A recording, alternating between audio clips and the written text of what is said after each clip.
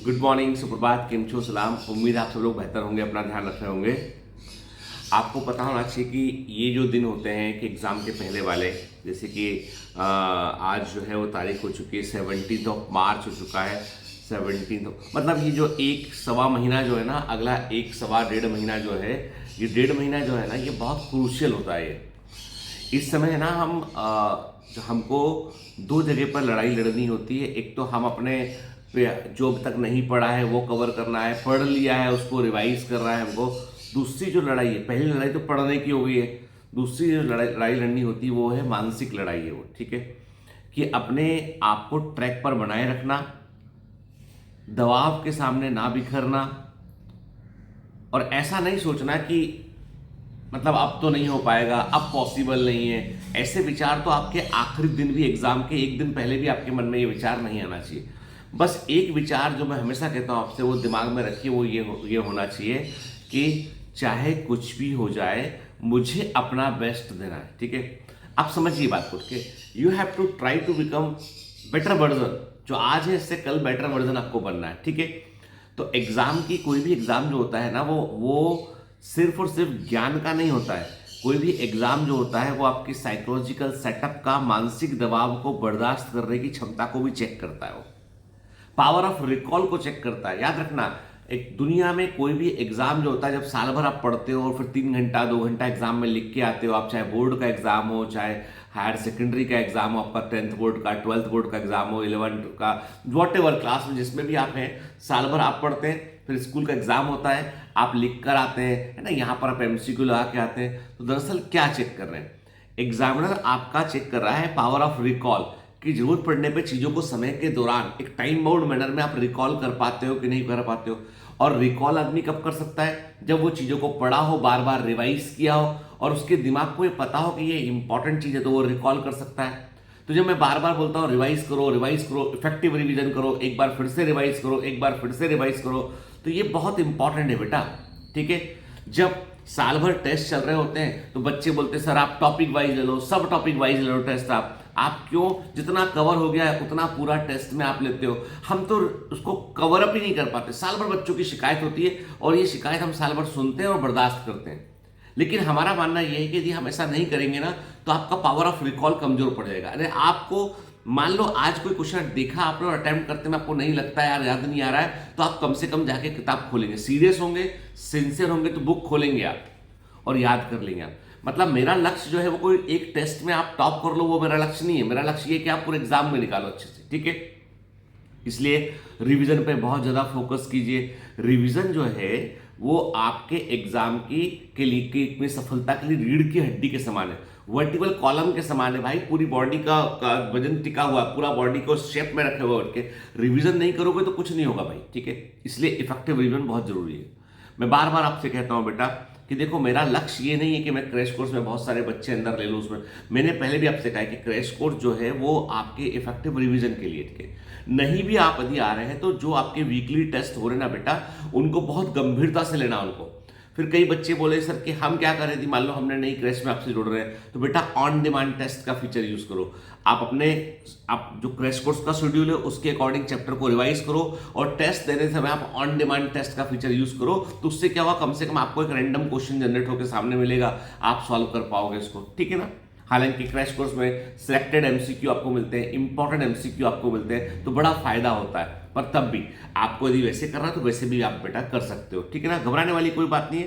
पर अच्छी बात यह कि आप लोगों ने बहुत बार बोला, मैंने पहले भी आपसे कहा कि हमने कोशिश पूरी की, तभी आपको हम दिखा रहे हैं कि इस सेट में क्या है। ये है बेसिकली आपके नीट का सिमुलेटिंग, यानी नीट का जो एग्जैक्टली जो पेपर जैसा आता है वैसे पेपर के अकॉर्डिंग हमने जो है वो आपके ऑफलाइन टेस्ट पेपर को जनरेट किया है विथ OMR शीट, ताकि आप संडे को 2 से 5:30 जो भी आपका टाइम होता है, 2 से 5, 5:30 के जो टाइम आपका एग्जाम का होता है, वहां बैठकर आप अपने आप को तैयार कर सके आप, ठीक है ना। मतलब 5:30 बजे तक आपको 100-200 मिनट मिलते हैं आपको, तो जो टाइम है उसके अकॉर्डिंग आप OMR शीट भर सके, आप ठीक से एग्जाम दे सके, ठीक है। आपको ये जो मैं पूरा सेट में है क्या क्या, इस सेट में आपको दिखला देता हूं मैं।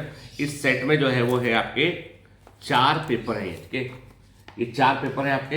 Paper number 1, test number 2, test. और बिल्कुल ये सभी पेपर जो है वो एग्जैक्टली जैसे नीट का पेपर आता है ना, बिल्कुल वैसे ही पेपर है, पूरा format everything is like that only, ठीक है, सब कुछ बिल्कुल वैसा ही है इसके अंदर, ठीक है ना। इंग्लिश हिंदी है ना, एक तरफ जैसे आप देखिए देख सकते हैं इसमें, एक तरफ इंग्लिश एक तरफ हिंदी, क्या ये पेपर पूरा। और ये इसका जो लेवल रखा गया है बिल्कुल नीट के एग्जाम का एग्जैक्ट एग्जाम जैसा 22 में हुआ, 23 में हुआ, तो एग्जैक्टली जैसा एग्जाम है उसके अकॉर्डिंग इसका लेवल रखा गया है। और बड़े इंपॉर्टेंट क्वेश्चन इसके अंदर दे रखे हैं, मतलब मुझे लगता है कई क्वेश्चन इसमें से आना चाहिए, ठीक है ना। अब मैं ऐसा कोई दावा नहीं करता हूँ, पर आना चाहिए, इतने अच्छे क्वेश्चन निकाले। तो ऐसे जो है वो आपको 4 तो आपको टेस्ट मिलेंगे प्रिंटेड, लेकिन इनको मिलने के बाद में आपको जो बच्चे प्राइम प्लस के हैं उनको डिलीवर हो चुके हैं, जो बच्चे प्रोडक्ट स्टोर में अवेलेबल है, प्रोडक्ट स्टोर में अवेलेबल है, बहुत ही लिमिटेड क्वांटिटी में अवेलेबल है, पर अवेलेबल है वहां पर। तो अब जब आपको ये मिलेगा ना, तो आप इसको खोलना नहीं एकदम से, ठीक है।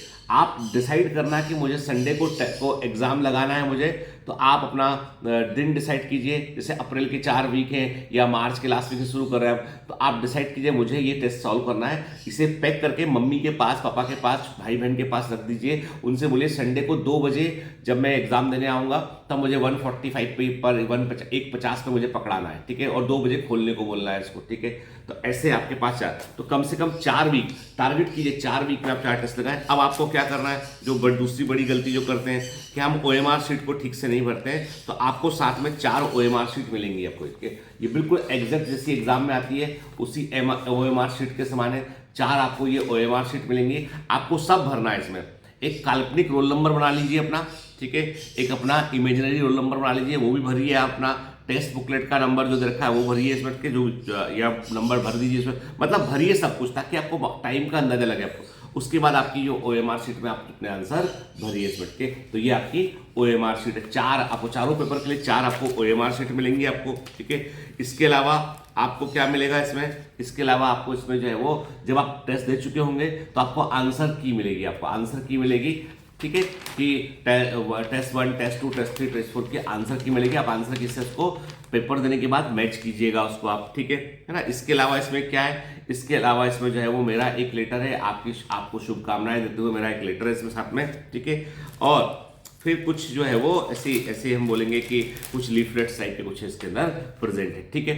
तो ये टोटल है। और मुझे लगता है, मुझे एग्जैक्टली तो कॉस्ट याद नहीं है, पर मुझे लगता है कि इन लोगों ने जो कैलकुलेट किया कॉस्ट वो है 500 रुपये के आसपास का ही कुछ मटेरियल है, ठीक है, पोस्टेज लगा के 570 के आसपास का है। पर इसका बहुत फायदा है, मतलब आप यदि इसका प्रिंट निकलाने जाएंगे तो मतलब इसके आसपास पड़ेगा, जो जिस तरह की क्वालिटी है, एग्जैक्ट पेपर जैसा है ना, 40-50 पेज का जो है वो पेपर है पूरा इसका। तो ये मतलब वर्थफुल इन्वेस्टमेंट है, ठीक है, कि आप इसको कर सकते हैं, ठीक है। और बाकी इसके अलावा जो आपके डल रहे हैं PDF, देखो वो PDF जो डाल रहे हैं उसका प्रिंट आउट निकाल के लाते हैं, लगाते हैं हम, वो एक अलग चीज है।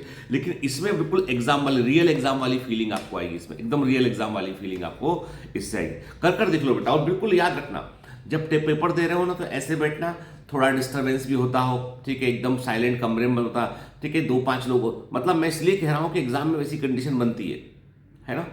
तो अभी थोड़ा सा अपने आप को ग्रूम कर लो इसके लिए। और मैं हमेशा कहता हूं बेटा आपसे कि ये मत सोचो कि क्या होगा, ये सोचो कि आज से बेहतर मैं क्या कर सकता हूं, ठीक है, कल मैं क्या और बेटर कर सकता हूं, ये सोचो हमें, ठीक है। ये मत सोचो कि फाइनली मेरा होगा सिलेक्शन या नहीं होगा, वो मत सोचो। ये सोचो कि मुझे आज इतना आता है, मान लो 20% आता है, तो कल मैं क्या 22-24% कर सकता हूं हर दिन। अभी भी मैं कह रहा हूं आपसे, अभी भी यदि आप देखो तो मैं बोलूं आपसे, चलो हम मंडे से शुरू करते हैं, 18 मार्च से हम शुरू करते हैं, मान लो, ठीक है, आज तारीख कितनी है, हाँ 18 मार्च से हम शुरू करते हैं, मंडे से, कल से। तो 18 मार्च से 18 अप्रैल तक 1 महीना पूरा हो गया आपका, फिर 12 दिन वो हो गया आपके, 1 महीना 12 दिन हो गया। तो मतलब मान लेता हूं कि अभी भी आपके पास में तकरीबन 40-42 दिन हैं आपके। प्लीज इन 40 दिनों में अपना सबसे बेस्ट देने की कोशिश करो, मशीन बन जाओ, कुछ मत सोचो आगे पीछे के, मतलब अरे जो होगा देखी जाएगी ना भाई, लेकिन कोशिश तो अपनी पूरी करें। अपने मन में रिग्रेट नहीं होना चाहिए कि हमने आखिर में कोई, और मालूम इसका एक बड़ा एडवांटेज मिलता है, मान लो आपने की तैयारी कम है, तब भी आप 40 दिन यदि झोंक कर अपने को मेहनत करते हो ना, तो एग्जाम देने के बाद आपको समझ में आता है कि मैं कितना कर सकता हूं और मेरे में कितना कैपेबिलिटी है। अभी तक हमने टेस्ट ही नहीं किया अपना। अरे अनयूज्ड ब्रेन में बहुत पोटेंशियल होता है, उसको यूज करो, और जो यूज करते आए ब्रेन को उनको रिवाइज करना है बेटा प्रॉपरली, ठीक है ना। क्रैश कोर्स में जो वीडियो लेक्चर होंगे वो आपके तकरीबन फिजिक्स का, केमिस्ट्री का, बॉटनी का, जूलॉजी का होगा, ठीक है। तकरीबन मानकर चलो आप कि एक सवा घंटे का एक लेक्चर है, तो 5 घंटे से लेकर 7 घंटे के लेक्चर होंगे और आपको पूरे कोर कॉन्सेप्ट रिवाइज करवाए जाएंगे आपको। ये अब सोचो ना, आपके यदि मान लो आप बॉडी फ्लूइड सर्कुलेशन एक लेक्चर में पूरा कर रहे हैं, तो केवल कोर कॉन्सेप्ट जो एग्जाम में आने वाले हैं उन पर बात करेंगे हम, और साथ में PYQs भी लगाते हुए चल रहे हैं उसमें क्रैश कोर्स में इस बार हम लोग, ठीक है, कि ताकि आपको एग्जाम का ट्रेंड मिल सके आपका। तो बेटा बहुत इंपॉर्टेंट है वो चीज, ठीक है। तो अभी अपने मन को एकदम मजबूत कर लो कि अगले 40-45 दिन मेरे को जो है ना अपना बेस्ट देना है, ठीक है। देखो बेटा, समय तो निकल जाएगा, दोबारा लौट के नहीं आएगा। वक्त का खास बात ये होती है कि वक्त तो गुजर जाता है या बदल जाता है। तुमको वक्त बदलना है तो अभी तुमको बदलना पड़ेगा अपने आप को। अपने कंफर्ट जोन से बाहर निकल जाओ, 1 महीना मेहनत कर लो, उसके बाद तुम जहां बोलोगे वहां मैं भी जाऊंगा, अपन साथ साथ सुस्ताएंगे, ठीक है, याद रखो, ठीक है। ये समय बेटा दोबारा लौट के नहीं आएगा, इसलिए मेहनत कर लो बच्चे।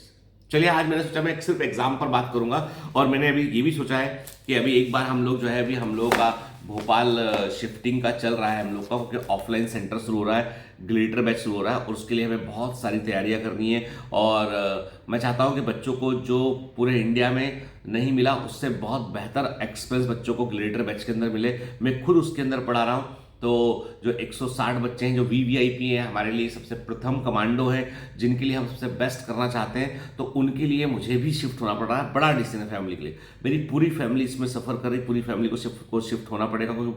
तो अब चाहते तो भारती ज्वाइन कर लेती, वीकेंड में आती रहती है और हम लोग यहीं से मैनेज कर लेते, पर मैंने कहा नहीं, एक टफ डिसीजन लेते हैं और करके देखते हैं कोशिश, ठीक है। तो समझ लीजिए आपकी, उसके लिए हमें तैयारी करना है। तो मतलब मैंने ये सोचा है कि एक बार हमारा ये 28 मार्च के आसपास का हम लोग का है, तो एक बार हम लोग शिफ्ट हो जाए, उसके बाद हम लोग है ना आपके में अप्रैल में जो है कुछ यूट्यूब पे भी कुछ सेशंस में लूँगा बच्चों के, जिनमें बच्चों से मैं कुछ इंपॉर्टेंट पोर्शन भी डिस्कस करूँगा मैं, ठीक है ना। और लेकिन तब भी मैं बोलूँगा बेटा कि देखो, वो सारे बच्चे बोलते सर अभी कर दो आप, अरे भाई हमको नहीं पता है, हमको जिस दिन लगता है ऐसा कि हमें आज बताना है, अंदर से प्रेरणा आती तो मैं बताता हूँ। क्योंकि पिछले 3 साल में जो बताया सब एग्जाम में आया वहां से, ठीक है। और वो मैं भी अपने मन से नहीं बोल सकता उसके बारे में, मैं कुछ नहीं बोलूंगा अभी, ठीक है, ज़्यादा उस पर टिप्पणी नहीं करूंगा मैं। हो सकता है कि वो बताऊँ कुछ भी ना आए उसमें से, ठीक है, इसलिए मैं कोई दावा नहीं करता हूँ। पर मैं ये कि ईश्वर का आशीर्वाद है कि अब तक जो बताया सब वैसा आया। मैं कोशिश करूंगा कि हम लोग सेशन जो है वो फिजिक्स केमिस्ट्री में भी करें, ताकि कम से कम आप लास्ट मिनट पर इंपॉर्टेंट चीज़ों को रिवाइज भी कर पाए आप, ठीक है। तो कहाँ से क्या पढ़ना है, बहुत इंपॉर्टेंट चीज़ है वो, कितना पढ़ना है वो भी इंपॉर्टेंट चीज़ है लास्ट मिनट के लिए। अभी लेकिन मैं बोलूँगा क्रैश कोर्स में पूरा अपना 100% फोकस रखो बेटा, ठीक है।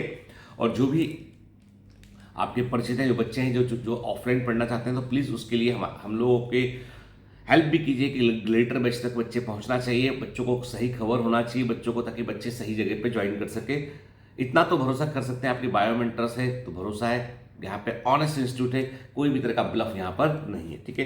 अब मैं वही बोलूंगा आपसे बेटा कि अगले 40-42-45 दिन झोंक दो अपने आप को जो है ना, वो एकदम से समझ लो कि मशीन में कन्वर्ट कर लो अपने आप को, कि अब अपने को करना है तो करना है, उसके बाद सोचेंगे।